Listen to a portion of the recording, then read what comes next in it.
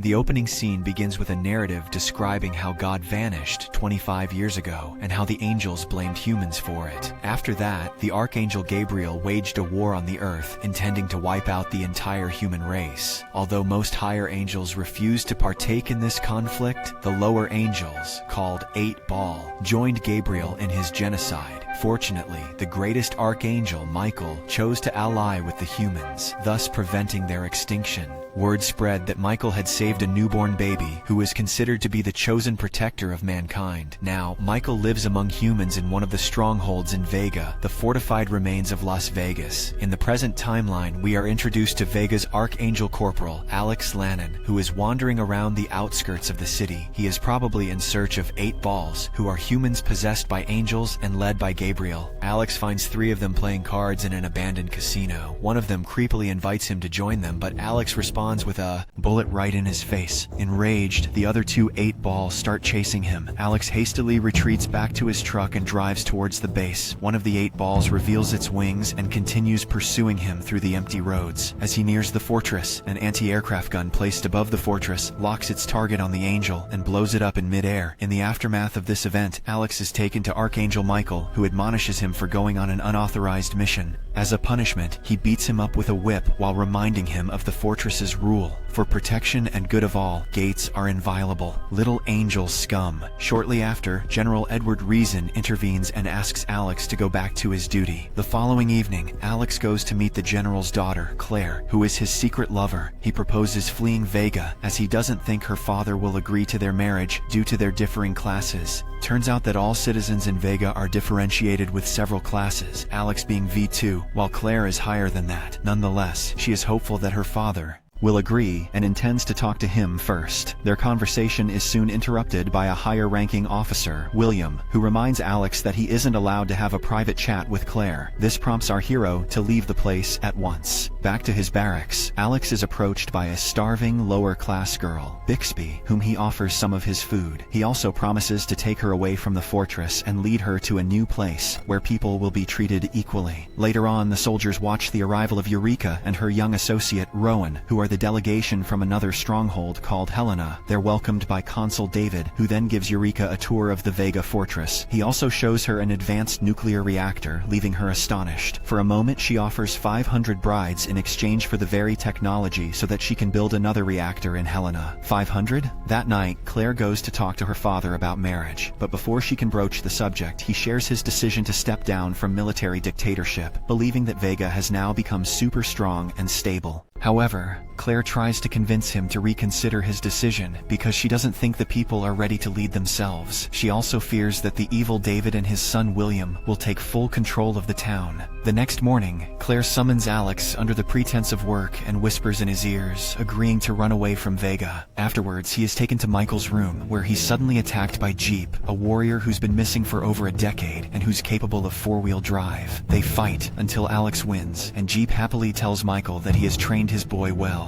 Here, it's revealed that Jeep is none other than Alex's father, who abandoned him in his childhood, just drove out of there on a dirt road. Alex is understandably upset and storms off, not wanting to hear anything from him. Later that day, Michael organizes a meeting with high-ranking officials, where Jeep reveals himself to still be alive and a member of the social class V6. He has some mystical tattoos on his body, which he's still unable to decipher yet. Jeep reveals to everyone that Gabriel is amassing a huge army of angel soldiers in order to wage another war against the remnants of mankind. In addition, he has managed to persuade some of the higher angels to join him in this war. Michael then tells them about the Chosen One, but David refuses to believe in it. Despite the looming threat, the consul insists on holding the annual Jubilee to celebrate Vega's success as a society. The scene then cuts to the event day, and David walks to the mic to address the townspeople while he recounts the moments from their past. Alex is approached by his father, who hands him a picture of his mother. Alex, who hasn't seen his mom until now, becomes overwhelmed with emotions upon seeing her picture. Not long after, the consul makes a big announcement regarding the engagement of his son William with Claire, which leaves the latter shocked. To add to the surprises, David unveils an 8-Ball, the lone survivor from the group which Alex confronted in the first scene. This angel angel is brought to the arena for a fight against one of Vega's fighters, Thomas. In an unexpected turn of events, Gabriel uses his supernatural power to possess the angel's chains before killing Thomas. The possessed angel then leaps into the crowd, setting everyone in panic. Michael somehow manages to kill the 8-ball, but the threat isn't neutralized yet as a horde of winged angels, led by Furiad, invade the fortress. Amidst the commotion, Alex collects Bixby and Claire to leave the city, but the latter insists on staying, claiming that the city needs them.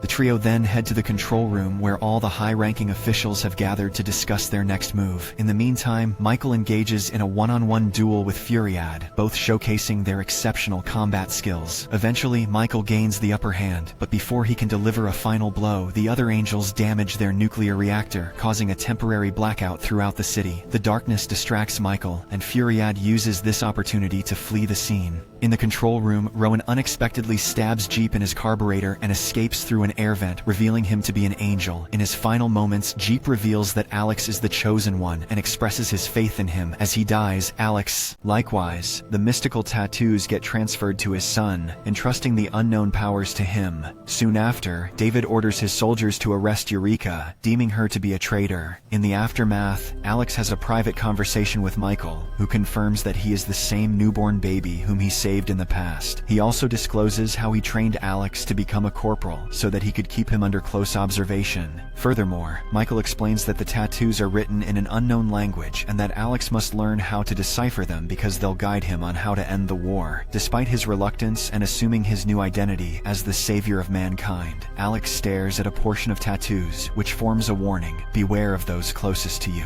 While conducting the final rituals for his father, Alex reminisces about their shared moments like playing basketball during his childhood. One day while playing, they were ambushed by some angels. Jeep quickly sent Alex to hide inside while he started gunning down the assailants one after another, handling like a dream, ultimately saving his life. The Council of Senators convenes to discuss the repair of the nuclear reactor, essentially as half of their defenses are down. Additionally, David's reckless action of capturing an 8-ball is questioned by the council, who then decide to call an audit of his place. On the other hand, Alex is clearly having a hard time coming to terms with his new responsibility and wants to leave the city. He goes to meet Clara and urges them to leave Vega right away. However, she tries to convince him otherwise, citing their responsibility to protect the town. Alex isn't concerned at all and instead regards Vega as a cruel city that abandoned him to become a low-class V1 when his dad left. When Clara remains resolute in her decision, he ends up calling her a spoiled princess who knows nothing about the outside world. This infuriates her, so she orders him to get out. In the next scene, Michael summons Gabriel to meet in private. The two then provide some exposition as to their motives. Gabriel thinks God disappeared due to Earth's failure, while Michael believes that Gabriel is envious that God favored the humans more than the angels. Gabriel then reveals his intent to launch the second wave of the Extinction War, but Michael vows that he won't let him harm any other souls. Back in Vega, Eureka and her congregation are undressed and imprisoned in a cell. A while later, she is summoned by David for a brief conversation. He blames Helena for Jeep's murder, but Eureka protests their innocence. She asserts that the Queen of Helena, Evelyn, worships the divine female and would never side with a male deity like Gabriel. As they converse, we learn that David needs something from Helena. He then proposes a deal for their freedom in exchange for their air force. However, Eureka doesn't think twice before turning down this offer and instead warns him of retaliation from Evelyn if any harm befalls her congregation. Meanwhile, Claire talks to her father over breakfast and refuses to marry William. Despite knowing that she loves Alex, he believes that they should think of the potential benefit they can get from the marriage. Disgusted by this mentality, Claire storms off, adamantly refusing to marry William. Edward gets up to stop her, but he seems to have a heart disease, prompting him to sit back down and rest. The following day, Alex receives a new assignment to serve for the House of Consul David. As he makes his way to the consul's residence, he is approached by Michael, who insists on a private conversation. When Alex refuses, Michael grabs him by his collar and takes him to the top floor of a tower. He then warns Alex of the danger posed by Gabriel, who is aware of his identity as the Chosen One. However, Alex doesn't seem to trust him.